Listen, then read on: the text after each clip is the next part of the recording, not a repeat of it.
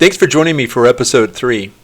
Episode 3 takes place on June 25th, 2024, exactly 48 hours after the cartel intercept, which includes a conversation between two drug lords in the border region of northern Mexico, and 72 hours after imagery showed a significant assembly area forming a mere 25 miles from the Mexican border with Arizona.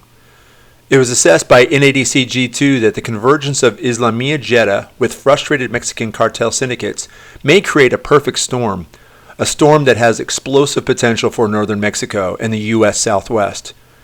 The cartel LLVI revealed that they are concerned with the boldness of the Islamiyah Jeddah and with their aggressively established strongholds forming in the border region.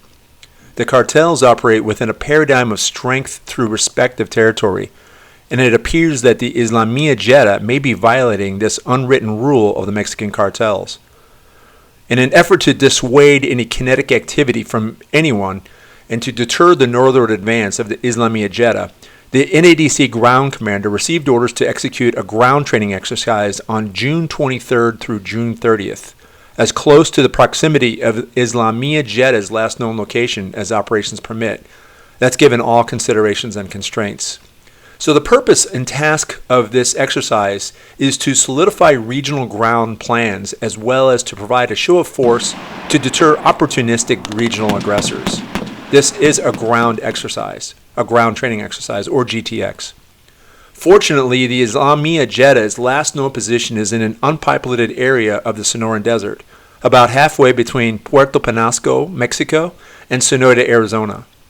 3 companies of the Southwest Sector NADC were activated and deployed to a designated training area near Desierto del Altar, an isolated desert area with sand dunes and rugged terrain. A United States Marine Corps battalion conducting an ITX, or Integrated Training Exercise, in nearby Southern California in the Mojave Desert, was task organized to fall under the NADC for participation in this 7-day training event, which works beautifully to further integrate augmenting forces for contingency operations. So the 300 NADC soldiers, sailors, and airmen will be joined by 500 U.S. Marines, and were joined actually on the evening of June 24th, after a 5-hour convoy delivered the Marines, amphibious tracks, M1s, JLTVs, and MLRS systems from the Mojave Desert to the Sonoran Desert. Now let's take a closer look at Islamiyah Jeddah's path of travel to the assembly area. They are unskillfully moving through a series of washes and trails that provide little to no cover from spotters and snipers.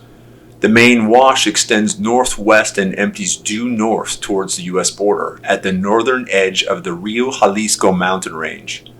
However, they have tactfully reduced into 2 to 4-man crews and are reportedly dispersed among the mountains. That's a centuries-old tactic that has been used by the Taliban in Afghanistan and most recently ISIS in the Lebanese mountains. As of June 25, 2024, the NADC is still in a deterrence posture, but if movement from IJ aggressors proceeds beyond the northern boundary of the Rio Jalisco mountain range, then immediate engagement will be executed. First by 3 Mexican Army national companies located on the eastern boundary of the Cardenas Basin. So let's drill down to see those 3 Mexican Army companies located to the east of the Rio Jalisco mountain range. They are infantry units with specialized mountaineering capabilities and a lot of experience dealing with cartels in the region.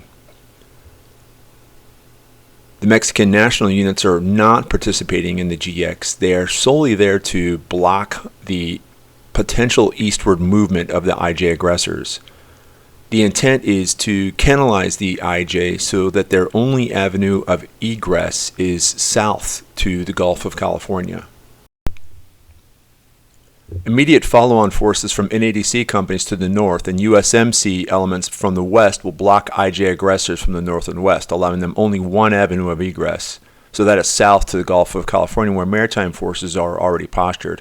Essentially, the IJ are now isolated and they are blocked on all sides, with OPs positioned to the north-northeast and south-southeast to ensure no gaps are overlooked.